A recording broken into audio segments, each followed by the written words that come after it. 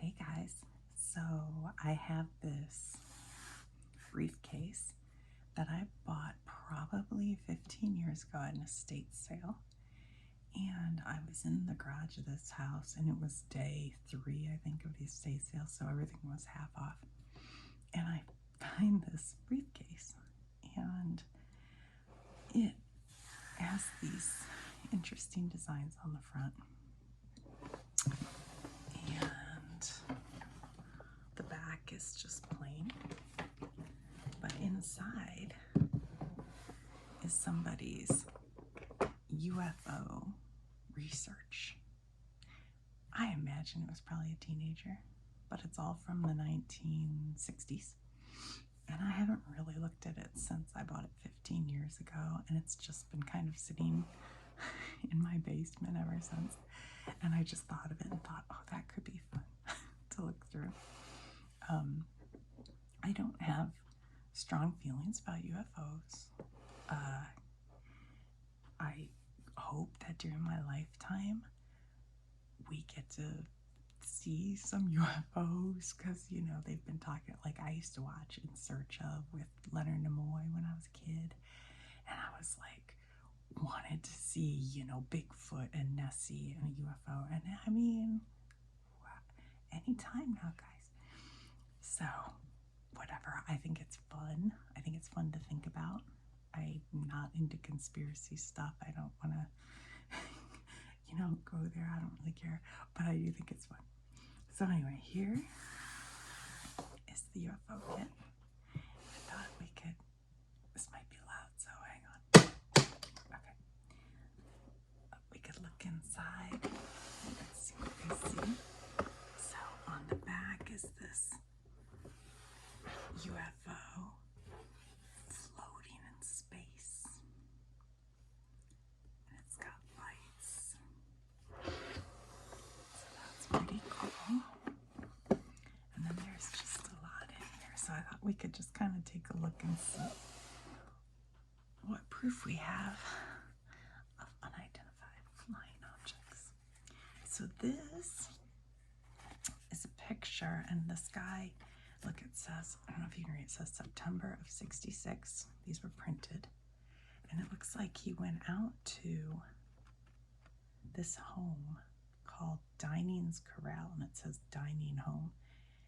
And I looked it up because I wasn't familiar with it, because it's been a long time since I've thought about this kind of thing.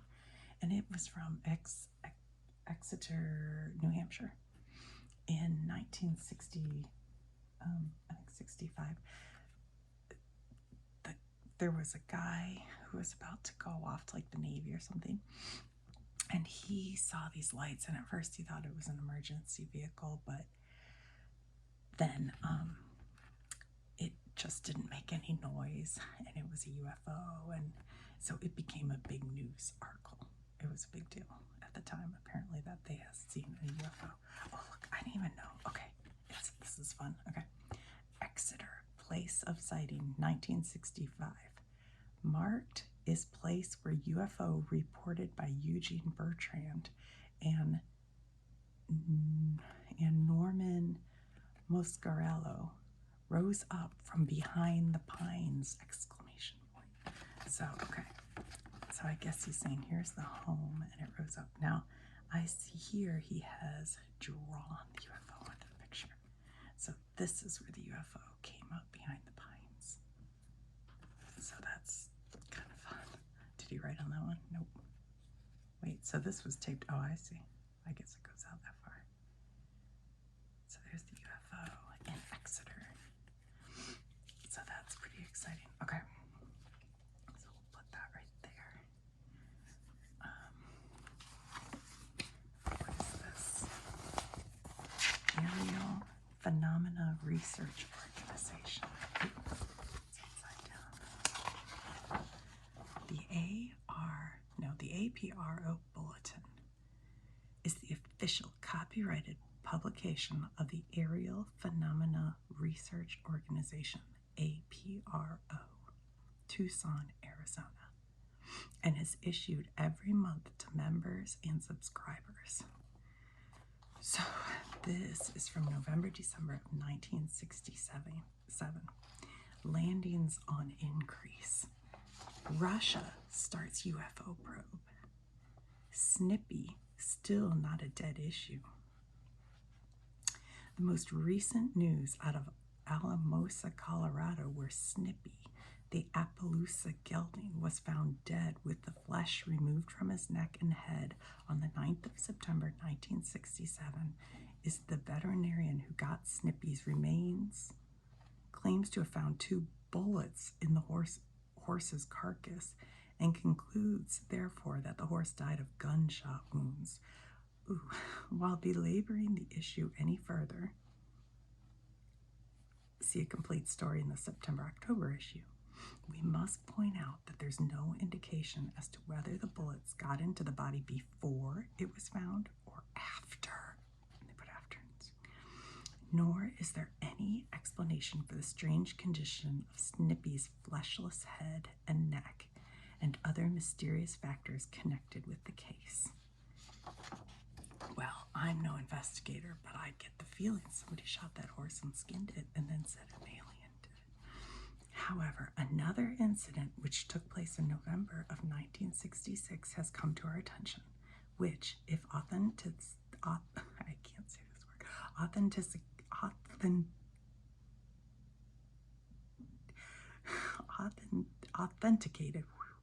indicates that at least one other animal has been found dead under strange circumstances in the immediate vicinity where a UFO had hovered hours before. We are proceeding with an investigation to check out the basic information which will be published if and when it is verified.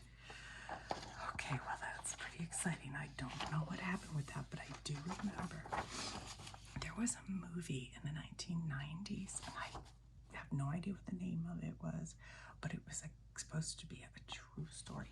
And it was a guy, I remember vaguely, and I feel like that horse story may have been in that movie.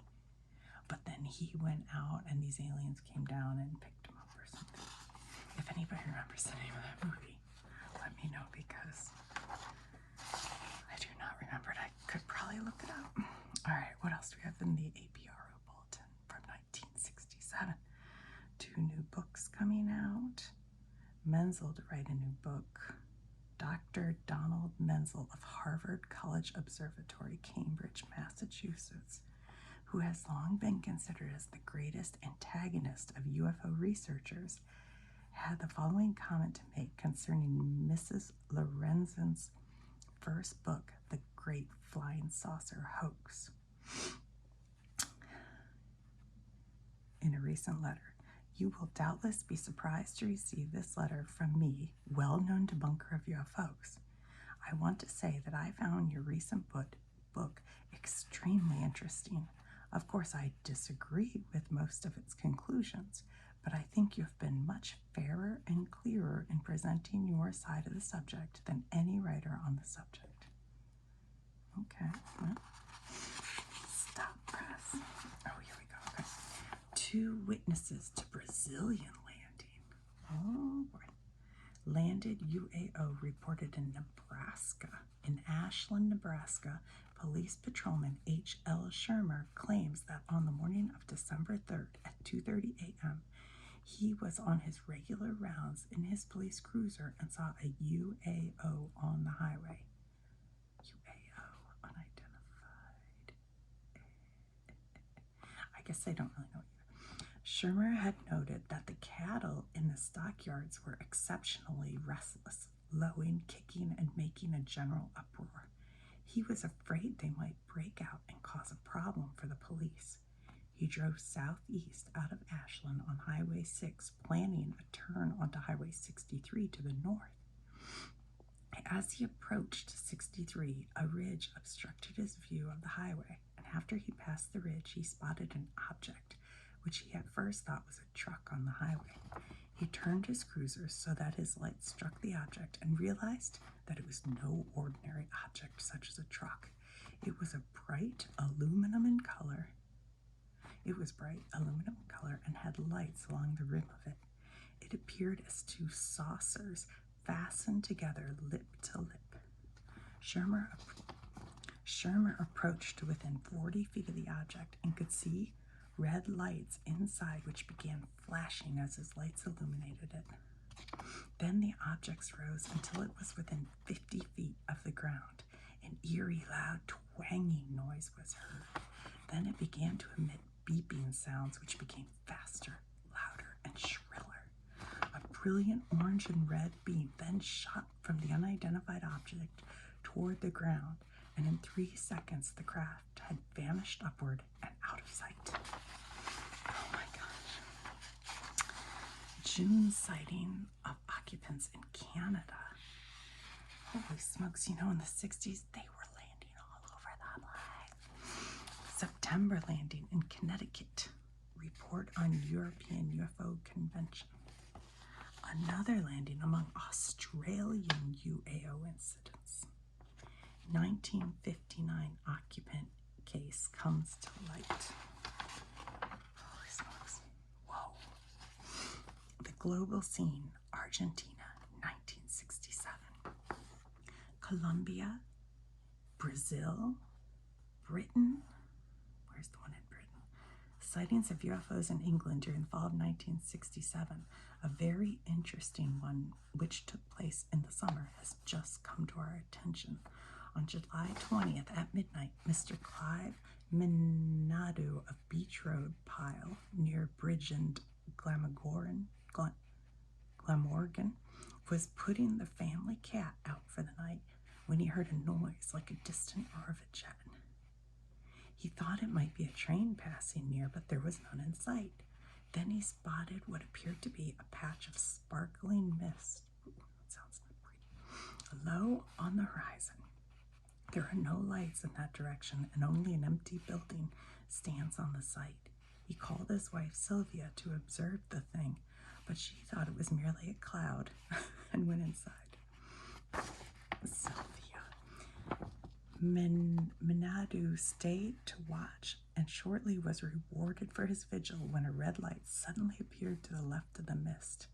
It seemed to join the large mass and began blinking red and white. Minadu called his wife again just as the mist began to glow as if there was a light source inside of it. At the same instant, the mist divided into 2 parts, one smaller than the other, and the 2 began to spin. Mrs. Minadu ran inside to fetch the binoculars, and while she was still gone, the smaller section of the spinning mist moved across and settled on top of the other until the 2 became the shape of an inverted saucer or squashed bowler hat. The red light was no longer visible, and the bottom half of the shape began to exhibit a brilliant assortment of red, blue, and green lights similar to Christmas tree lights. Just as Mrs. Minadu arrived back outside with her binoculars, which did not help him see the object any better, the lights appeared to crystallize until the saucer became a solid, metallic-looking form broken only by a reddish glow at the bottom. The object seemed to spin for some time, then a jet noise started again, and the hard outline faded into sparkling mist again. The red light appeared at the left-hand corner where it had previously been situated and blinked red and white a few more times. Then the whole mass disappeared. Wow. Information issuing from Eastern Europe, Peru, Southeast Asia, Venezuela. Wow. Okay. So there's a lot. So if you want to get a membership to this magazine, it's $4 annually, or $6 if you want all the bulletins. So that's pretty crazy. What is this? Sky Eye 6-foot reflector. Except really 2 is an inch, so it should be 1 for a foot, but It certainly doesn't look inch. Although sometimes, back in the day, you'd order these. It would take 10 weeks to come to you, and then you'd get some little thing and go, oh, I thought it was going to be. Oh, no, it is 6 inch. 6-inch astronomical reflector telescope. Well, why are they showing it this big? I'm confused. Okay. The design uses all stock parts, which make the construction a simple job of assembly. You can put this scope together in one evening. In an altazimuth mounting is recommended if this is your first reflector, and the design shown will take another evening of pleasant work after you have rounded up the needed parts. So you gotta buy all the parts. The mirror itself is 48-inch focal length. That means if you use a 1-inch focal length eyepiece, you will get 48 times. The eyepiece suggested will give you 61 times, and you can use others for more or less magnification. All right. Whoa. And here's how you put it together. So it's just simple stuff that you probably already have around, and you just put this there and that there. And you need a magnet and 2 mirrors. I'm kidding. I have no idea what this is. All right. So, oh, look, there he is looking through it.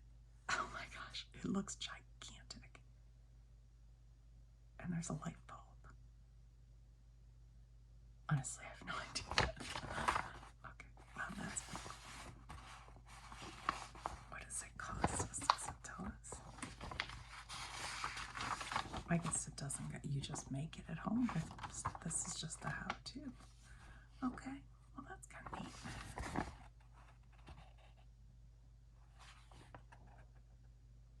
Do your first actual testing on the moon if possible, because it's a much more interesting object than the stars.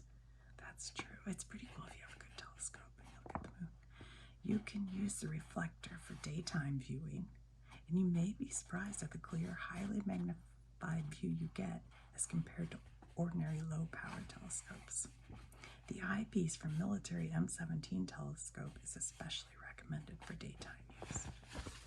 Okay, that's kind of neat. That'd be a good project for like a teenage.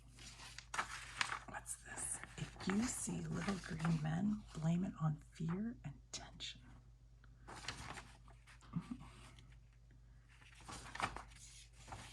Oh, this is Dr. Joyce Brothers. Dr. Joyce Brothers used to be a advice columnist for the newspaper. So, flying saucers are definitely out in Venezuela, and strange little bug-eyed men from outer space are suddenly in south of the border down Caracas way. Scores of people last week reported seeing weird little green creatures tripping about the streets, frightening young ladies, digging up yards, or dropping into a doctor's office for a quick checkup. A doctor reportedly suffered a heart attack and was hospitalized after a visit from Astrum, a strange chap with a very abnormal body who just stopped by from another planet. A young woman was put to bed with a crisis nervosa after a pint-sized man in a blue spacesuit tried to take her off to see some other worlds. Judging from past experience, a psychologist predicts that a number of other young women will soon report similar visitors and will also hastily take to their beds. Are these really men from Mars or flights of fancy? Of course, no one can say for certain, but it is known that there are fantasies which often seem clearer and more sharply focused than those things we might envision in a daydream.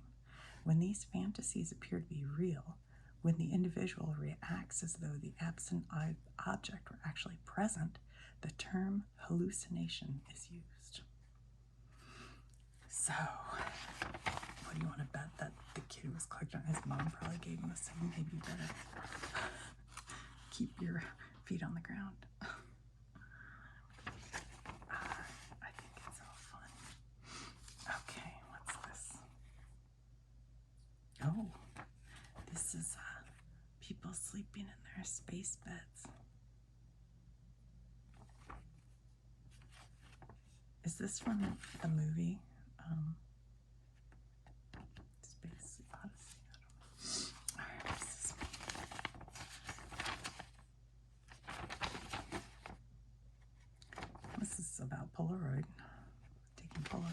pictures and developing them. I'm not sure why he has that in there. UFOs. I've never seen one. A report on the UFO phenomena. This looks like it may have been like out of Reader's Digest. Editor's note. Since 1948, Dr. Hynek has served as the Air Force's scientific consultant on the UFO phenomena. He is chairman of the Department of Astronomy at Northwestern University and director of the Dearborn Observatory and of the Lindheimer Astronomical Research Center. During World War II, he was supervisor of technical reports at the Applied Physics Laboratory. Okay, well, vacation bargain at the luxurious beach club. Hey, you guys, when I did the video with Matchbox, didn't we see the beach club Fort Lauderdale? I feel like that was one of them.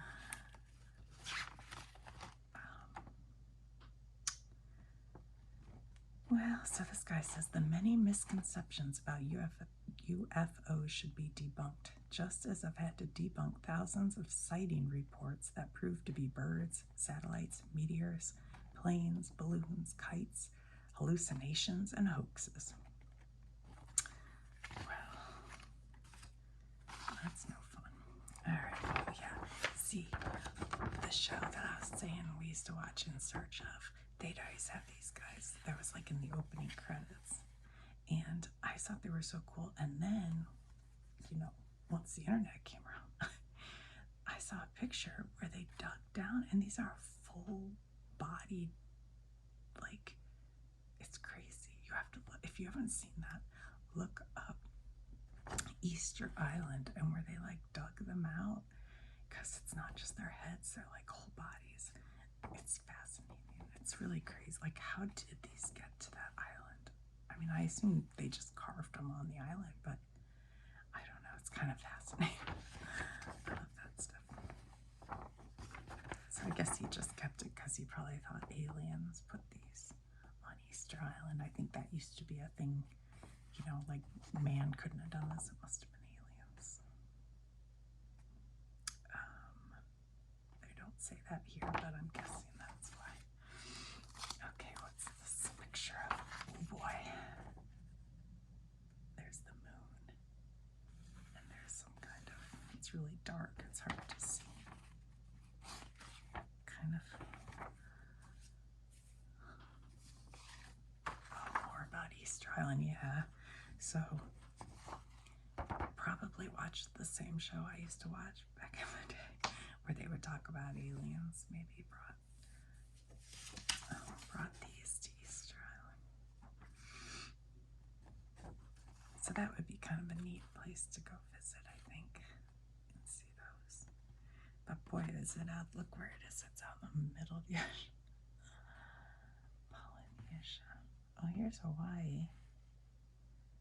Huh? Maybe we go to Hawaii and get a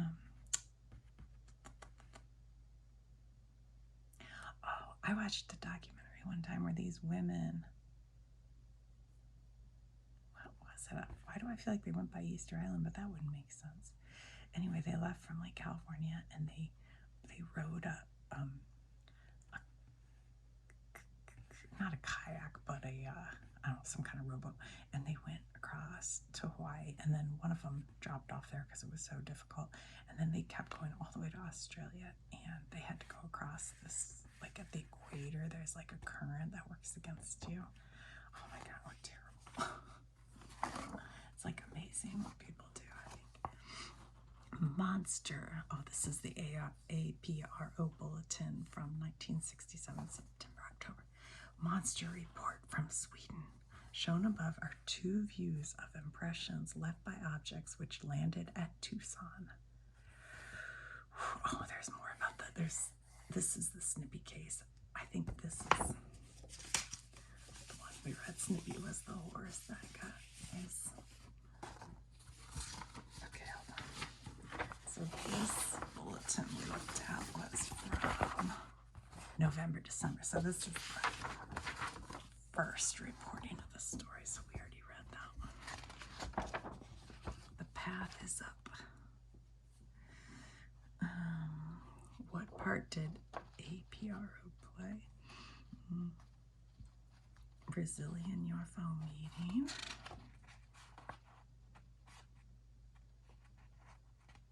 To whom it may concern, interested persons are invited to participate in a study of psychic impressions about UFO phenomena, along with a vocational interest inventory and a self-descriptive checklist. Participants are asked to describe their own impressions of UFO phenomena as indicated in dreams, visions, prayer, meditation, or other psychic process. Results of Colorado trip. Strange golden object over Greece. Oh my goodness, it's everywhere. On October 3rd, a UFO which appeared to change form was seen from 6 to 6:20 p.m. over, I don't know how to say this, but I think I want to go here.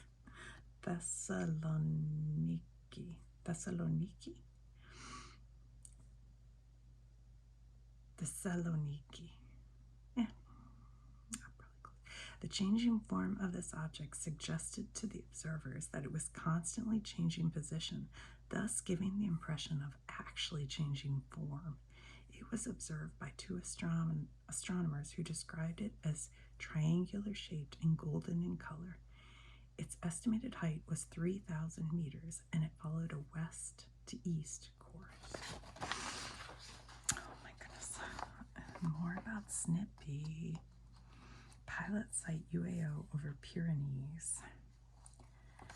UAO dives into sea at Nova Scotia. Objects photographed in San Luis Valley. Okay. Possible landing in Wisconsin. Object photographed in Canada. South America. Lawyer reports UAO chase. A lawyer. Occupants seen at Caracas. Doctor suffers heart seizure after visit by Martian. Oh my. Creatures invading bedrooms. Plane buzzed by UAO. Occupants attempt to lure motorcyclist. More in Canada. Occupant in Ontario. UAO over hydro station in Lumsden, Saskatchewan.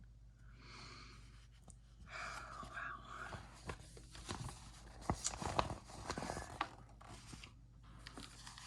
What else do we have here? Oh, it's all blacked out. He did it with Barker, I can tell. Outer Space Ghost Story. Oh my gosh. You know what? Let's save this one. Maybe for Halloween. We'll read it around Halloween.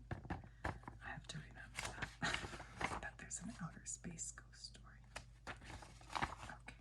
I'll put that here so I remember later. Oh, incident at Exeter. Okay. This is what these pictures were about. Exeter. And the alien there. So that's interesting, but this is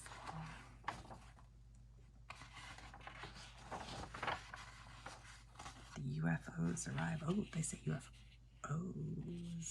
Well, so it's like more than one. I mean, that seems, yeah. It was September 3rd, 1965. Norman Muscarello, 3 weeks away from joining the Navy, plunged into the Exeter, New Hampshire police station in a state of near shock. He was white and shaking. Patrolman Reginald Scratch Tolan, on duty at the desk, helped him light a cigarette before he calmed down enough to talk. His story came out in burst. He had been hitchhiking on Route 150 from Amesbury, Massachusetts, to his home in Exeter, a distance of 12 miles.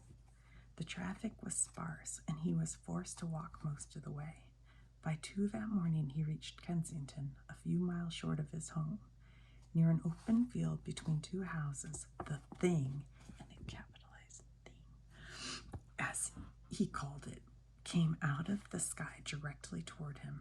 It was as big or bigger than a house. It appeared to be 80 to 90 feet in diameter, with brilliant, pulsating red lights around an apparent rim. It wobbled, yawed, and floated toward him. It made no noise whatsoever. When it seemed as if it was going to hit him, he dove down on the shallow shoulder of the road. Then the object appeared to back off slowly and hovered directly over the roof of one of the houses. Finally, it backed off far enough for Muscarello to make a run for the house. He pounded on the door, screaming.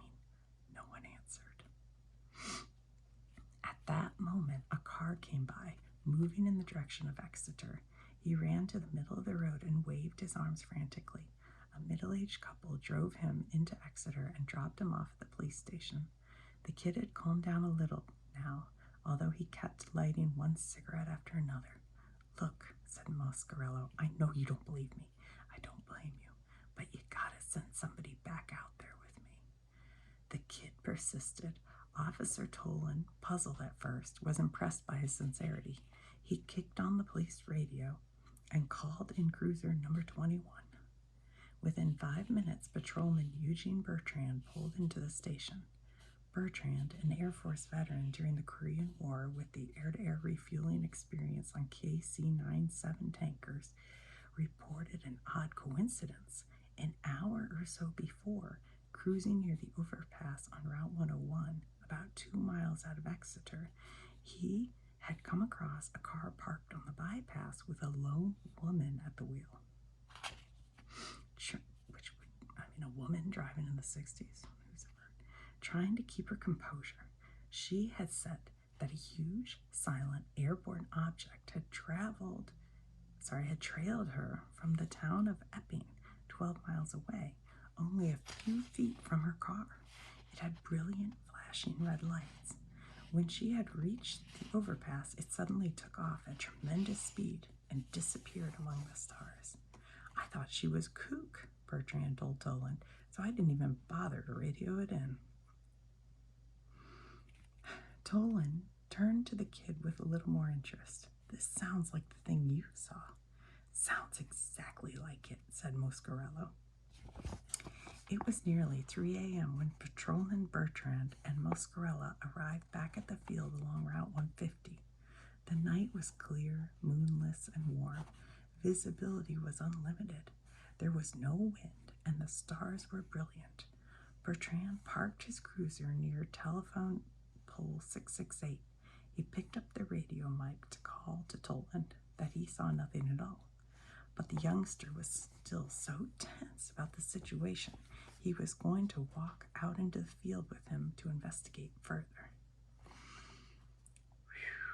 Bertrand and Muscarello walked down the sloping field in the dark, Bertrand probing the trees in the distance with his flashlight. About 100 yards away from the roadside was a corral where the horses of the Carl dining farm were kept. Dining home, dining corral, UFO. When they reached the fence and still saw nothing, Bertrand tried to reassure the kid, explaining that it must have been a helicopter. Then, as Bertrand turned his back to the corral to shine his light toward the tree line to the north, the horses at the dining farm began to kick and whinny and bat at the sides of the barn and fence. Dogs in nearby houses began howling. Muscarello let out a yell. I see it, he screamed. Bertrand reeled and looked toward the trees beyond the corral. It was rising slowly from behind 2 tall pines, a brilliant, roundish object without a sound. It came towards them like a leaf fluttering from a tree, wobbling and yawing as it moved. The entire area was bathed in brilliant red light. The white sides of Carl Dining's pre-revolutionary salt box house turned blood red. The Russell house, 100 yards away, turned the same color. Bertrand reached for his .38, then thought better of it and shoved it back in its holster. Muscarello froze in his tracks. Bertrand, afraid of infrared rays or radiation, grabbed the youngster and yanked him toward the cruiser. Back at the Exeter police station, Scratch Toland was nearly blasted out of his car by Bertrand's radio call. My God, I see the damn thing myself. Oh, boy, guys. This could be quite a read. Wow. So that's the beginning of the story. What else? I don't even know if I can go through all this. It's so much. Fighter pilot killed chasing UFO. What? Lubbock lights remain a mystery. Tremendous metallic things spark drama in Kentucky sky.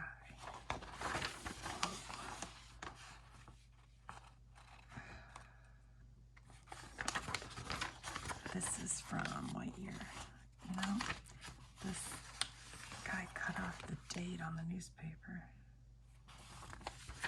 Oh, here we go. Wednesday, March 6, 1967. Morgantown bags UFOs. It all comes out in wash. This is Morgantown, West Virginia.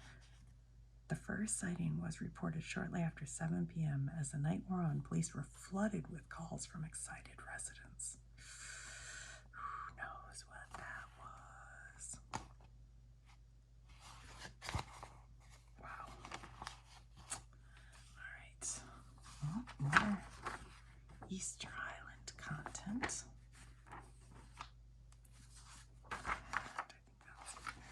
It must be all probably from a National Geographic story.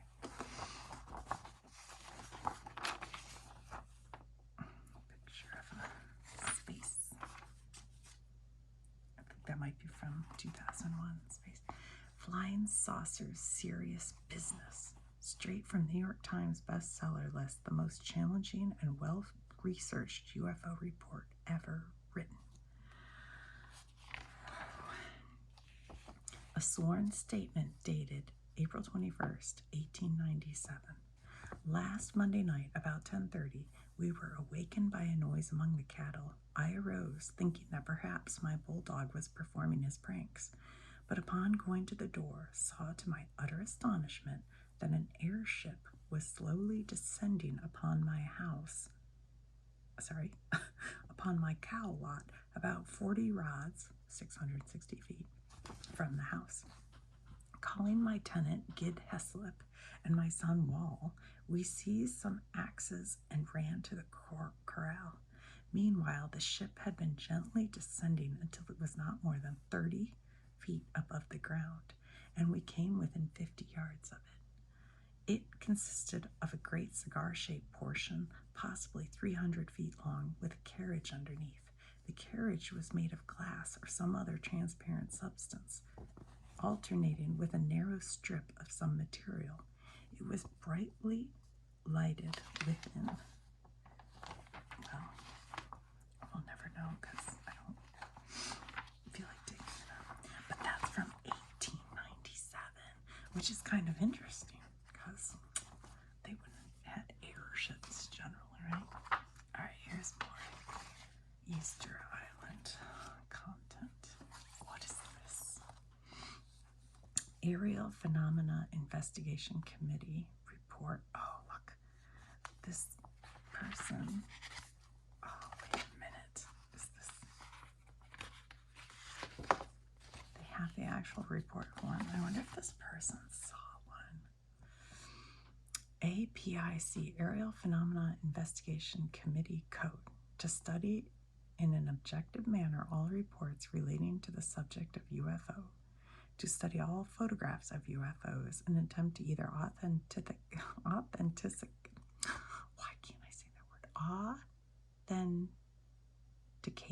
or prove them to be a product of a hoax, to investigate all reports in detail, especially in incidents where humanoids or other occupants of UFOs are sighted, to authentically photograph any UFO that should happen to appear and report it as quickly as possible, to Project Blue Book and the UFO Research Organization at the University of Colorado. Project Blue Book. down-to-earth type spots flying saucer.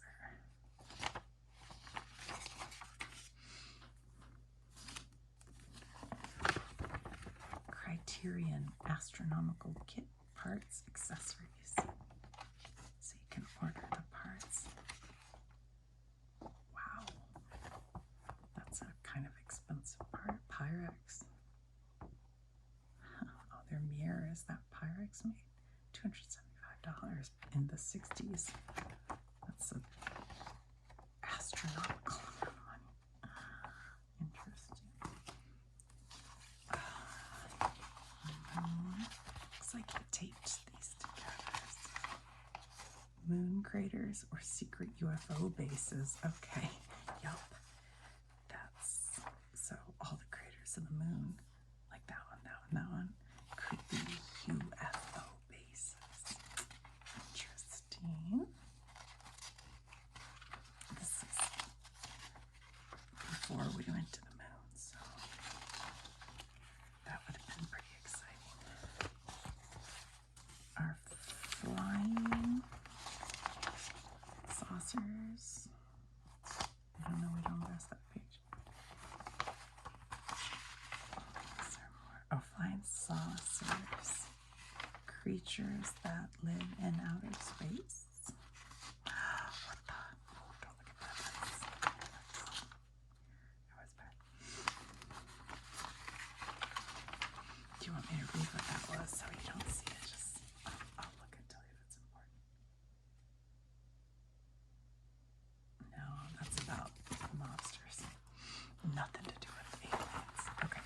Aboard a flying saucer, part 2. An abducted woman describes her incredible experience. Wow.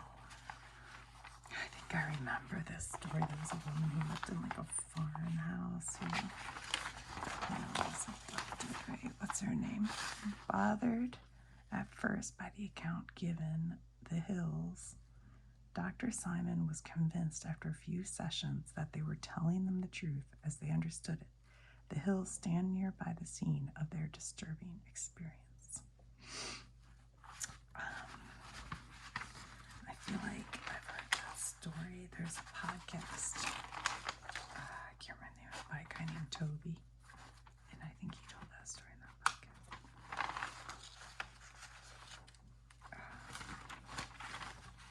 The world's most dangerous toy, a bouncing ball, a car, a tragedy. Oh my God.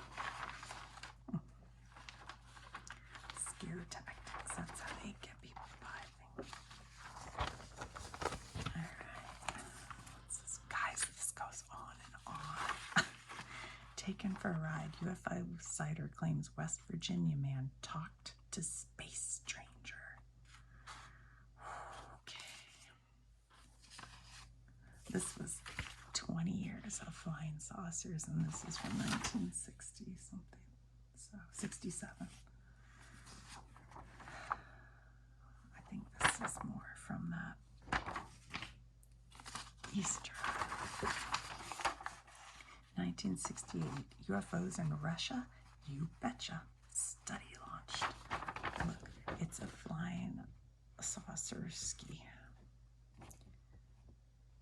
Okay.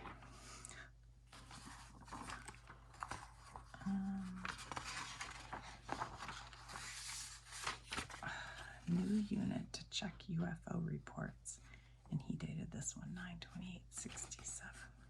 Scientists and engineers included.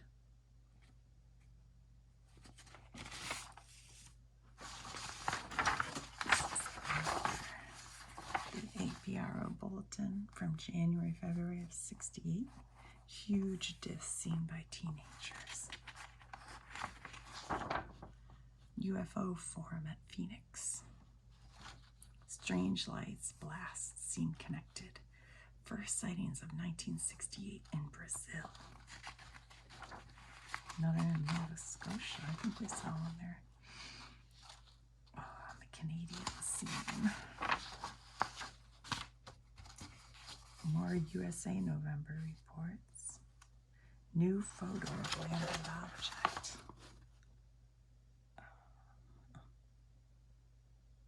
I guess that's it right there. Shown at the left is a reproduction of a colored slide of an object on the mountaintop in the Peruvian Andes, 300 miles from Lima.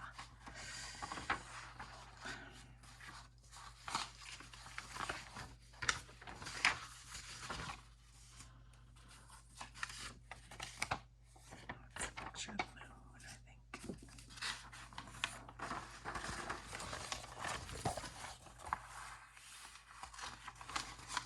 Gimbals. Cute dresses. Amateur sky watchers. Oh, look at this guy's got this. What do you call that? At the top of his house. Of course, he's also got this sweet little swimming pool. That's pretty cool. Harmony guitars. I have one. It's falling apart in my house right now. My husband's gonna work on it. That doesn't have anything to do with animals. We like guitars. All right, the incident at Exeter. More about that. Did flying saucers cause the blackout? Oh my. It was rising slowly from behind two tall pines, a brilliant roundish object without a sound. It came toward them like a fluttering leaf. The entire area was bathed in red light. Well, that's that Exeter story. I keep saying Exeter with a hard R. Exeter. Oh, they're all smoking their lark cigarettes and bowling. Drawing a bead with a moonbeam, earth beam.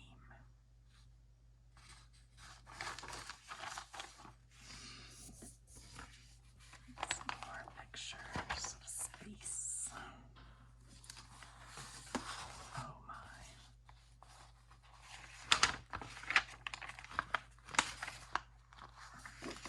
We made a short film with my son. We named it Flying Saucers on the Attack, and we used all this as props.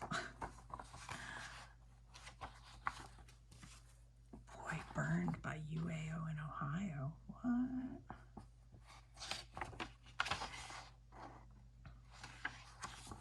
All right. We're gonna, I don't know, I'm gonna have to look at this another time because this is getting very long. But this looks like he wrote, I don't know if this is fictional. Loudness is a dark and terrible thing. Since the turn of the century, 2000. Okay, so this is a fictional story where he's pretending like he's way in the future. There have been little excuse for it on Earth, with our global population now reaching 7 billion. To a man stranded on a planet miles from Earth, however, loneliness is something more frightening than can be imagined. I said loudness, it's loneliness. It's a dark and terrible thing. And that is true. Captain Charles Bowman had served in the astronaut corps for 7 and had earned an outstanding service record. He had been on the first single-man mission to Mars 4 years ago. This was now the second time for such a mission. Captain Bowman's first Mars mission had been almost a complete success, with only minor problems encountered in the return leg of the flight. Now, however, he was hopelessly marooned, unable to achieve orbit or even make a suborbital lockout flight to rendezvous with the already orbiting mothership. A fuel feed switch in servo had failed. The wonders of our unperfect science, he thought, able to take you any place in the universe as long as fate is on your side. Fate didn't seem to be on his side. He had been stranded here for 46 days now and could possibly expect to stay here as long as 2 years, until Mars reached the nearest point in its orbit with Earth and became feasible for Earth to attempt his rescue. What would he do all this time? The serious was something who had put his planetary excursion craft together had made provisions for such emergency conditions, as these conditions for food, water, oxygen, and a few other essentials, that is, not for the biggest problem he would face, living by himself, miles from the nearest living beings. You guys, this sounds like the movie The Martian with, well, not what it was called, The Martian, with Matt Damon, and he's like gardening out in space. Isn't that what this is? What if it turns out this is the collection of the guy who wrote that movie? That would be crazy. The UFO report, Tappan Lake, Ohio. Time and date. This is uncertain at the time. No one made a note. Probably sometime in August 1961 at about 1:30 in the afternoon. Place, Route 250 near the southern end of the lake across the highway from Tappan Airport. Note, this object was no type of conventional aircraft. Description of UFO. The craft was a typical double convex disc, about 100 feet in diameter. The outside of the craft was silvery, like polished aluminum, with a sharp edge around the perimeter. Tactics of UFO. When first sighted, the craft was hovering over a low hill on the right side of the highway near the south end of the lake. It then began wobbling from side to side and finally shot off at about a 45-degree angle to the left. Other observers. At the time of the sighting, we were on our way to a picnic at the lake. With me were my mother, father, little sister, and a friend of ours, all of which saw the object. Length of observation, about 60 seconds. Speed of object, about 600 miles per hour. Remarks. This sighting is much like many other sightings of that period, and it proves to me the existence of UFOs. Okay. Wow. Okay. Wait, there's something at the bottom I didn't know. I thought this was Life, April 1st, 1966. UFOs, excellent pictures in color. Invasion by Satellite. These are pictures of UFOs from Life magazine.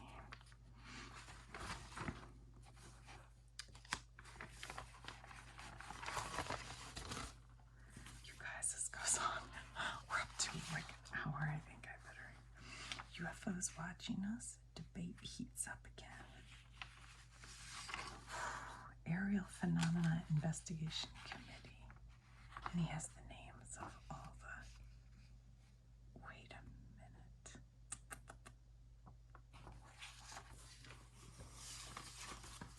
I didn't want to say the name because, but look, the person who wrote this was Barry Savvies. And he's the person who's the director of APIC.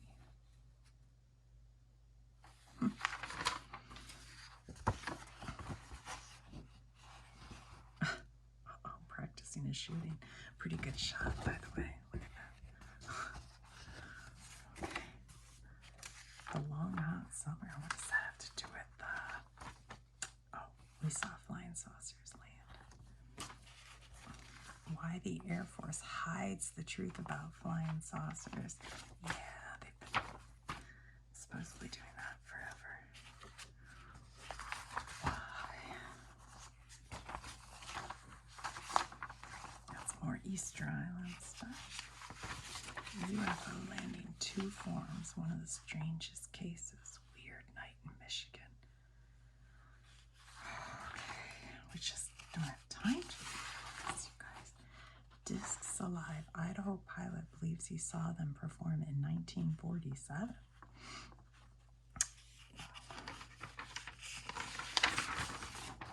Flying saucers at the University of Colorado. A new all-out attack on UFOs has been launched. The photograph above, taken by Dan and Grant Jaroslaw in their backyard of their home northeast of Detroit, is undergoing scientific So they took a picture of that UFO right there. I wonder what happened with that. UFO, now IFOs. Oh, so now they're identified flying objects. Were large plastic bags inflated and illuminated by a cluster of candles. Oh, they were like those lanterns. And there's something on here. I don't know. All right, guys, I think we've done it. We have investigated UFOs. Have we learned anything?